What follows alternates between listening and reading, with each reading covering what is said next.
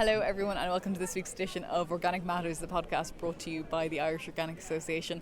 And there is some talking and some hustle and bustle going on in the background because this week we are at the Burren Winterage event and we're about to go on a cattle drive where I'd say there's going to be about 400 people here herding about 20 cattle up a mountain to their wintering area. So a lot of farms in the country would bring cattle into sheds and buildings for winter, but in County Clare they do the opposite because the limestone pavement in the mountains retains heat and they make use of this. But it's also been the Farming for Nature annual awards, and they were held last night, and there were 60 people, and that was whittled down to 5 finalists that were put forward to a public vote. And out of the 5 there were actually 3 organic farmers who were all IOA members, and drum roll please, the winner of the overall event was Mr. Seán Condon, organic dairy farmer, an IOA member, and he is here with me now. Seán, you have your stick, you have a hat, and you're ready to go drive some suckler cattle up a mountain. How does that feel? Well, I've never driven suckler cattle anywhere, so it's a first. Yeah, it's great to be here, and it's nice to get a chance to walk up the burn and just, I suppose, savour the place. And last night, are you still reeling from the achievement of winning? Yeah, I can't believe it really. You know, there was so much knowledge in the room, you know, from listening to people all day, and the last thing I expected was to win that competition. You know, there was people I think who have a lot more knowledge than I have there, and I didn't expect that. And when people came up to you afterwards, I mean, you did impress people though. What were they saying to you that they were impressed by? I think they liked the idea of being farming extensively, being organic, producing a product to sell directly to the consumer, and kind of, as some people said, you know, feeding the local community rather than selling into a world market. So yeah, they were the kind of things people liked. Because I mean, I'm familiar with you. I come and help you with the cows every now and again. But for people who don't know anything about you, where are you based? How much land are you farming? How many cows do you have? Milking 50 cows in Fanningstown in Fedamore in County Limerick. So we're organic, and we farm at a low enough stocking rate with cows eating grass diet. Almost 100%, not quite, but almost 100% of the feed is produced on the farm. So it's an extensive organic system, and I'm producing milk to sell mostly to the public, and I'm getting a decent price for it. So, and I mean, you are very lowly stocked in comparison to, say, your neighbours around you. You have around 150 acres but only 50 cows. I mean, usually people stock maybe 1 cow per acre, and the average dairy size of a dairy herd in Ireland is 97 cows. So you are very lowly stocked. I am, yeah. My stocking rate is roughly around 1.1 livestock units per hectare. So that's very low. It's even low in an organic system. But it's something I'm comfortable with and something I've kind of wanted to do for a long time. And selling milk for a premium price gives me the opportunity to do that. So I suppose I'm just comfortable where I'm at. And how much do you get for milk? Well, it varies. I suppose I sell it in the farm for $2.50 a litre. But people are prepared to pay it, you know, and they want that product and they want it produced the way it's produced. So I suppose I'm providing a service really to those people who want that type of milk. And you're only milking once a day. Does that make a difference? Well, it makes a difference to the milk. I've once a day milked a cow has about 70% of the volume. So you get higher solids, so higher fats, higher proteins. So I suppose it's a milk with a lot of nutrition. Then, you know, there's less volume and more nutrition in your glass of milk. Does it make a difference to the cows as well? Well, it's from the cows. It's much easier life. They're only been milked once. They only have to come in once a day. So they're living, I suppose, it's an easier life on the cow. You get more lactations per cow. So. You've been doing this a long time though. You've been organic for 18 years. Like, what originally attracted you to organic? Because you were ahead of the curve, say, 30 years ago as well, in terms of grass measuring. You were very on the kind of the conventional mindset. And then what happened? What changed?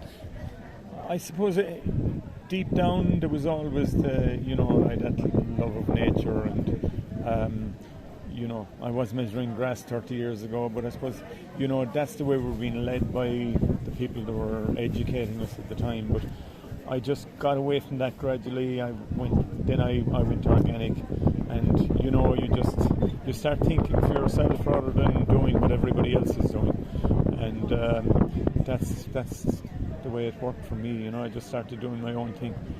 Sometimes it's not easy to do your own thing because there's a kind of a pressure there to do what everybody else is doing, but I kind of wanted to do it differently, and it just took me time to have the confidence to just go and do it and not care.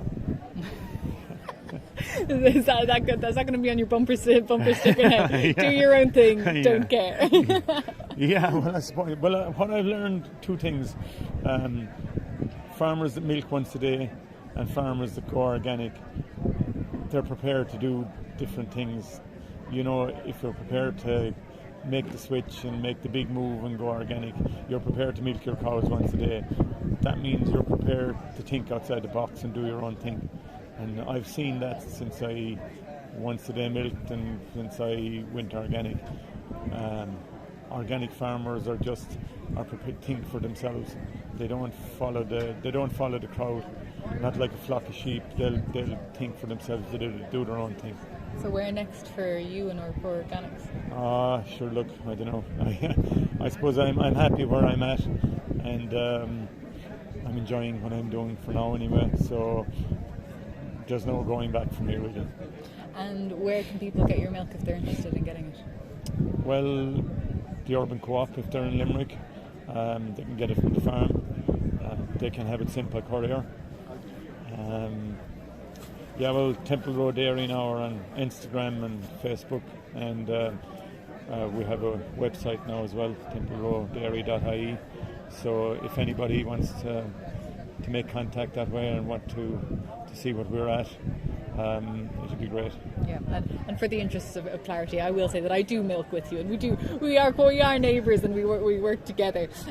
So there's no point hiding that. We're very happy milking cows together most mornings. So we better admit to that. I'm not ashamed. Thanks, that means a lot, Joe. That means a lot. Okay, I'm going to go on and we'll chat to a few more people there, and we're going to maybe get a few other voices. But best of luck on the walk. Thank you. There we go. Okay, so we found a very interesting character now. Could you tell me your name and where are you from?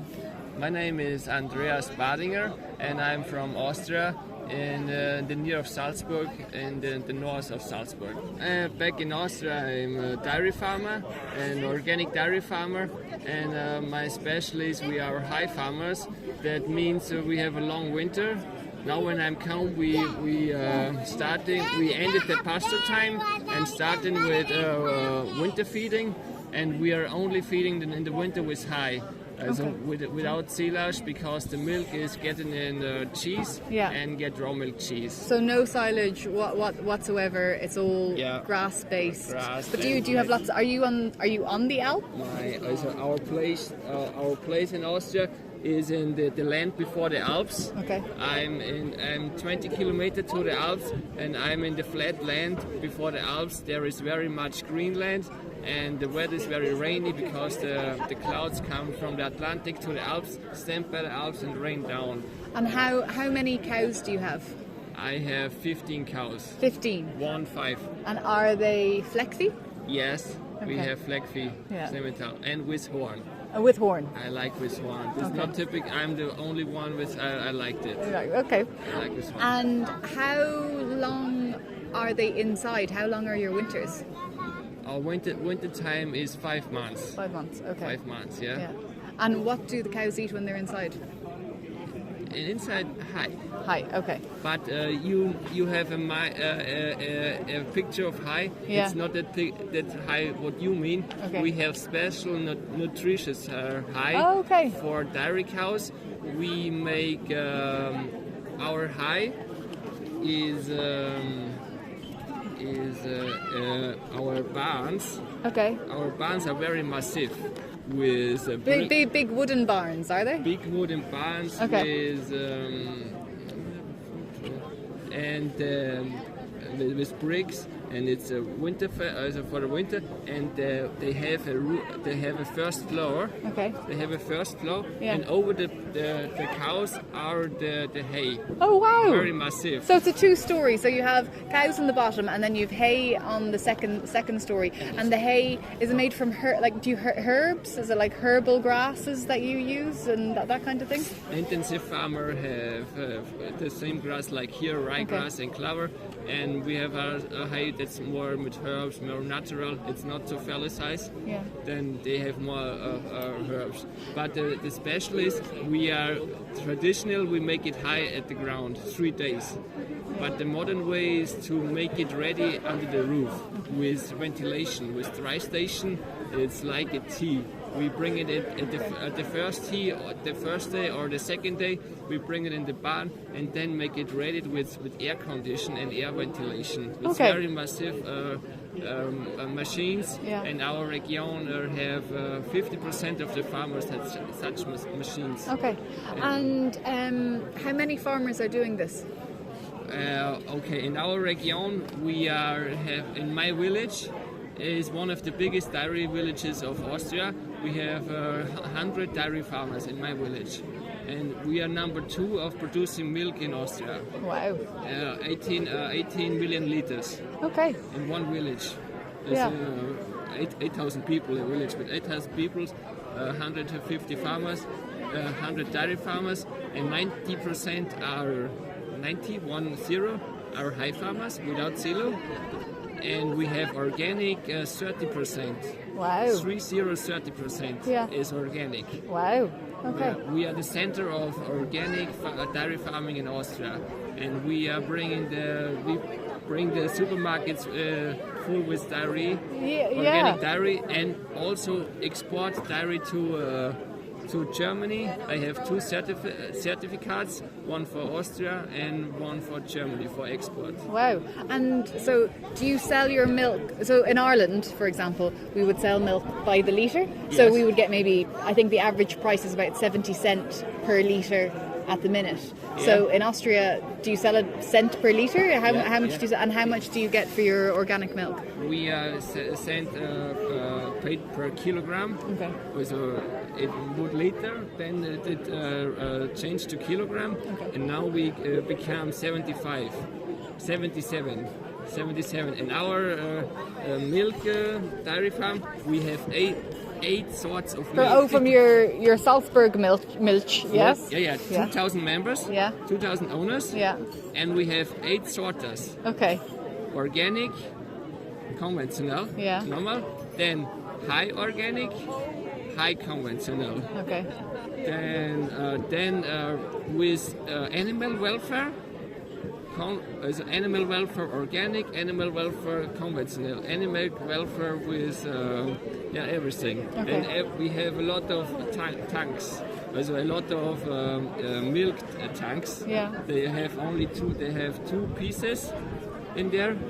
The truck, big truck, can sell two arts of milk always, and so they have very much.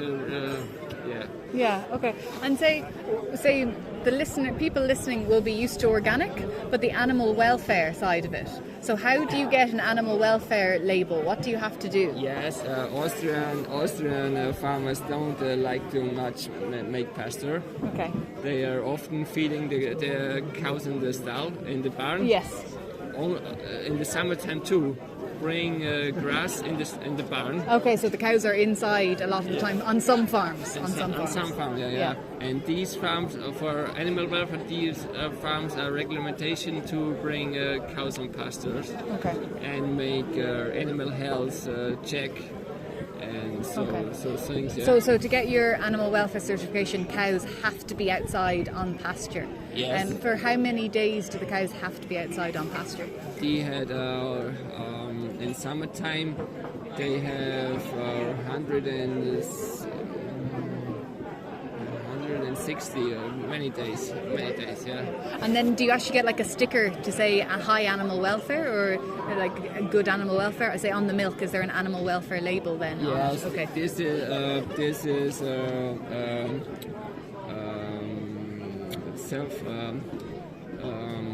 this is a project.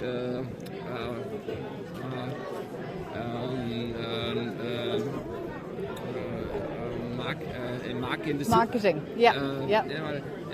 We have. This is our market. Is our name. Yeah. And we have brands from the supermarket. Okay. We have many self-owned brands from the organic self brands from the supermarket. They are don't call Salzburg milk. They are like this. So you have a little booklet there as well, and you have cheese as well. You brought some cheese with you, which is very good. Wow!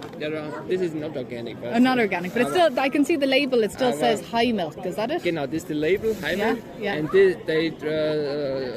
they write Spa. Yeah. And make high milk or organic, and don't write the name of this.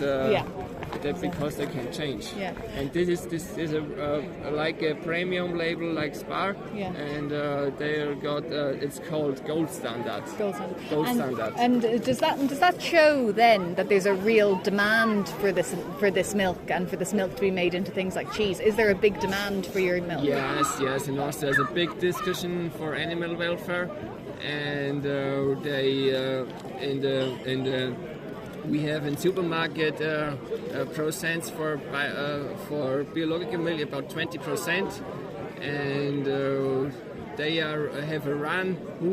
They have a run. The Aldi and Spar have a run. Who has the highest level of organic standard? Okay. When Aldi make a high level, then comes Spar and put the level into the next side. When Aldi said we have 102 days of pasta, then came the next and said we have 140 pasta, and we have cows with horse. Okay, so it's like a competition between the supermarkets, but that's nice to see that there's so much demand for organic. That's good to see, isn't it? And we are a good organization. We have this.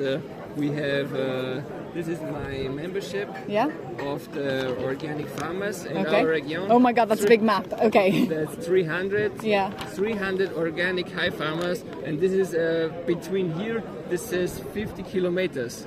This is 2 counties, 20 communities, and here are 300 organic high farmers. And 40 million liters milk. 40 millions. And they're very short, they're very fast collected. Okay, so there isn't just an organic standard, there's a high organic standard, there's animal welfare standards, it's broken. Thank you very much for that. We're going to go on our walk now. And as you can probably hear, the rain has started to come here in County Clare. Thank you all very much for listening. I should clarify as well that while I was copying our lovely Austrian guest and saying high milk, it should actually be hay milk, as in milk produced from hay. So just to clarify that point. But a couple of you might have already realised that. It was just me that took a little while to cotton on. So that's it for this week. Thank you very much for listening. You can tune in every week. We have a podcast, and subscribe on whatever podcast platform you choose, whether that's Spotify or Apple Podcasts. We are there. Also, if you are interested in organics, please do go to www.irishorganicassociation.ie. But for now, I'm Hannah Quinn Mulligan, and thank you very much for tuning in.